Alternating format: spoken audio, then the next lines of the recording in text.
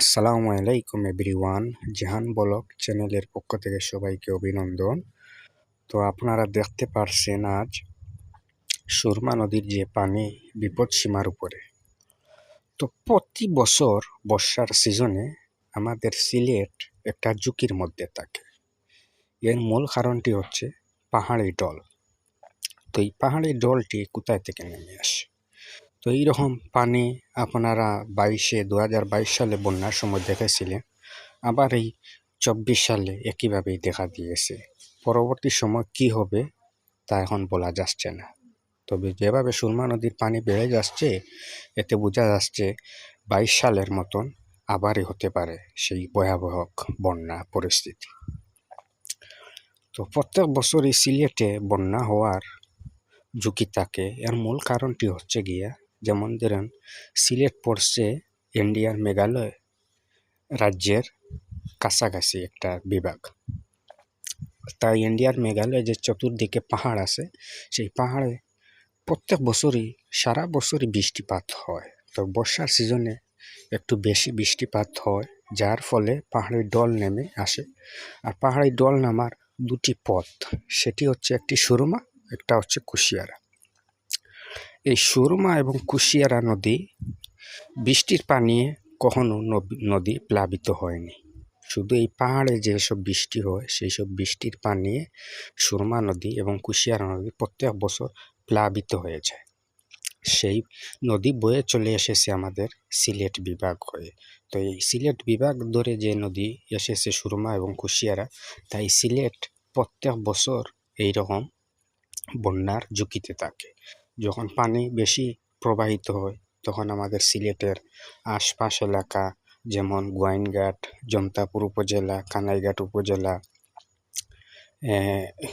কোম্পানিগঞ্জ উপজেলা, এইসব বেশি ক্ষয়ক্ষতির মধ্যে থাকে। কারণ তারা তো পড়ছে একেবারে মেঘালয়ের ইন্ডিয়ার কাছাকাছি উপজেলা।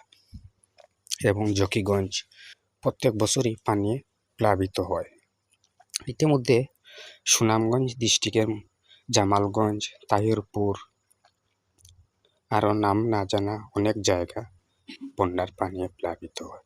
তো এই দুটি নদীর বয়ে চলে আসে শুধু পাহাড়ি ঢল নেমে, তাই আমাদের সিলেট একটা বন্যার ঝুঁকির মধ্যে থাকে।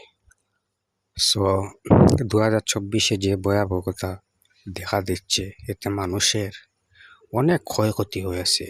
জকিগঞ্জ, কানাইঘাট, কোম্পানিগঞ্জ, দরবস, জন্তাপুর এইসব এলাকার মানুষের অনেক ক্ষয়ক্ষতি হয়েছে। তো পরবর্তী সময় কি হবে তা এখন বলা যাচ্ছে না। তবে যত সময় যাচ্ছে পানি বেড়তেও আসছে।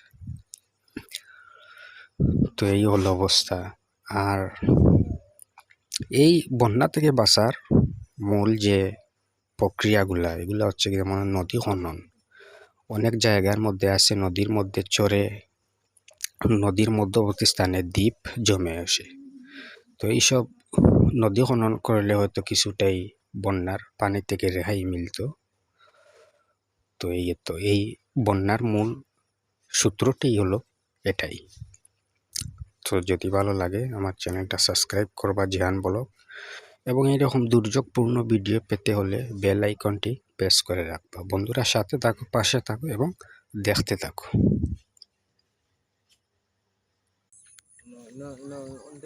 হামাইলে ছুটা বহুত কষ্ট আছে ওদের আনি না পানি কিন্তু বাড়ি হারাই যায়, বুঝছো নি? কারণ এক সময় তোমার মোবাইল হয়ে যাবে, সময় বাইরে সময় মোবাইল হয়ে যাবে।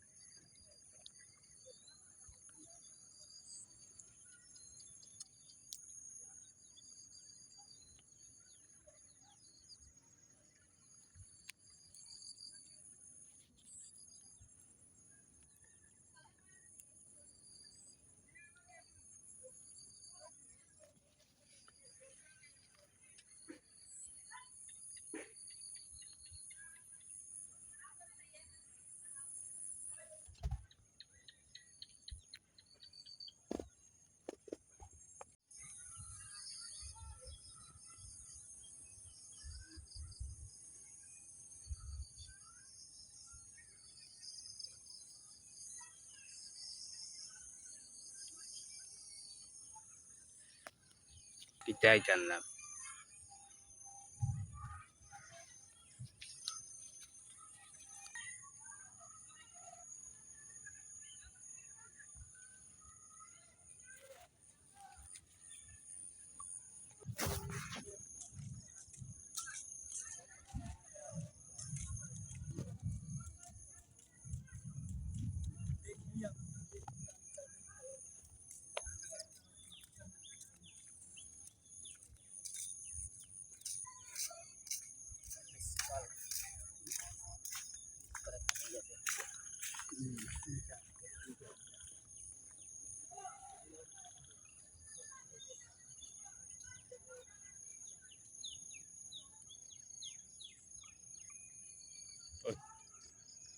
পানি ফুটে তুই আমার ভিডিও করিস কোনো খাল মারি করুন